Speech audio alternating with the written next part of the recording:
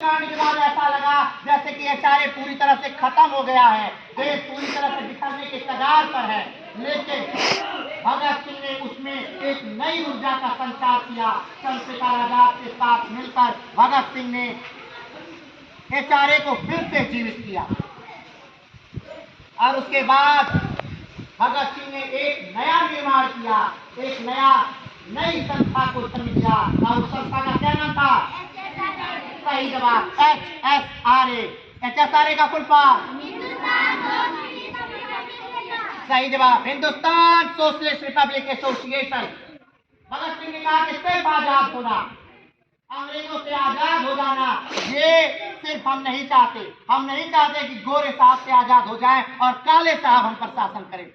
इसलिए उन्होंने एचआरए में सोशलिस्ट शब्द को जोड़ा ताकि समाज हो, यहाँ पर सब में समानता हो, समान शिक्षा हो, समान अधिकार हो, सब में समानता हो। और उन्होंने हिंदुस्तान सोशलिस्ट रिपब्लिक एसोसिएशन की स्थापना की और फिर से एक नए जुनून और नए जोश के साथ उन्होंने साइमन गो बैक के नारे के साथ लाला लाजपत राय के साथ खड़े हुए और उसमें लाठीचार्ज हुआ और उस लाठीचार्ज से किसी व्यक्ति की मृत्यु हो गई। किसकी मृत्यु हुई? लाला लाजपत राय की मृत्यु हुई। लाला लाजपत राय की मृत्यु से जब पूरा देश पीड़ित था, क्षति से जूझ रहा था, तब HSRA ने एक व्यक्ति को लाला लाजपत राय की बदला लेने के लिए उसे मार दिया और जिसे मारा उसका क्या नाम था? सैंडर्स को मार दिया गया। और सैंडर्स को गोली कब मारी गई? 1928 में। और गोली मारने और प्रोग्राम बनाने में थे भगत सिंह, सुखदेव और राजगुरु चंद्रशेखर आजाद। इन लोगों ने प्रोग्राम बनाया और सैंडर्स को क्या कर दिया? मार दिया और बड़े आराम से मार करके भाग भी गए। लेकिन इन्हें बदलना था, इन्हें बदलाव चाहिए था, इन्हें सिर्फ बैठना नहीं था। इसलिए इन्होंने अपने विचारों को समाज तक पहुंचाने के लिए, अपने विचारों को युवाओं तक पहुंचाने के लिए, अपने विचारों को देश के हर व्यक्ति तक पहुंचाने के लिए एक योजना बनाई कि अब हम संसद में बम फोड़ेंगे। क्या फोड़ेंगे? संसद में बम। संसद में बम फोड़ने के लिए कौन कौन तैयार हुआ? सही जवाब, भगत सिंह और बटुकेश्वर दत्त। भगत सिंह और बटुकेश्वर दत्त, दो क्रांतिकारियों ने मिलकर के संसद में क्या किया? बम फोड़ा। और बम कब फेंका गया था संसद में? सही जवाब, 1929 में संसद में क्या किया गया? बम फेंका गया और उस बम से पूरा देश हिल गया। इनको कोर्ट में पेश किया गया। धीरे धीरे इनके सारे साथी पकड़े गए और उस समय वो प्लेटफॉर्म था भगत सिंह और उनके साथियों को अपने विचारों को पूरे देश तक ले जाने का, पहुंचाने का, और उन्होंने वैसा ही किया। पूरे देश के सामने उन्होंने अपने विचारों को क्या किया? पहुंचाया और पूरा देश भगत सिंह के सपोर्ट में खड़ा हो गया। ये ऐसा समय था जब भगत सिंह की ख्याति महात्मा गांधी से ज्यादा हो रही थी और अंग्रेज इससे डर रहे थे। क्यों? क्योंकि हर रोज भगत सिंह के विचारों को पत्रकार छापते और जनता तक पहुंचाते और धीरे धीरे ऐसा हुआ कि भगत सिंह के विचारों से लोग प्रभावित हुए।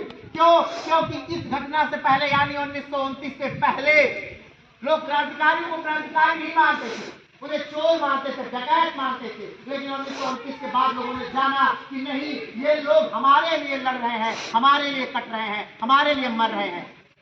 इसलिए अब लोगों का समर्थन था किसके पास? भगत सिंह के पास, उनके साथियों के पास, बटुकेश्वर दत्त के पास। और इसके बाद जब सरकारें डरी, सहमी, तब उन्होंने उस सैंडर्स केस में इनको क्या किया? फांसी की सजा सुनाई।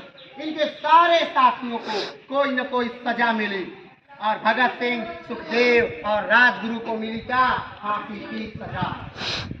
और लाहौर जेल में भगत सिंह, सुखदेव और राजगुरु को फांसी के फंदे पर चढ़ा दिया गया। आप लोगों को लगता है कि वो मर गए 1931 में, ये गलत है। भगत सिंह, सुखदेव, राजगुरु कभी नहीं मरे।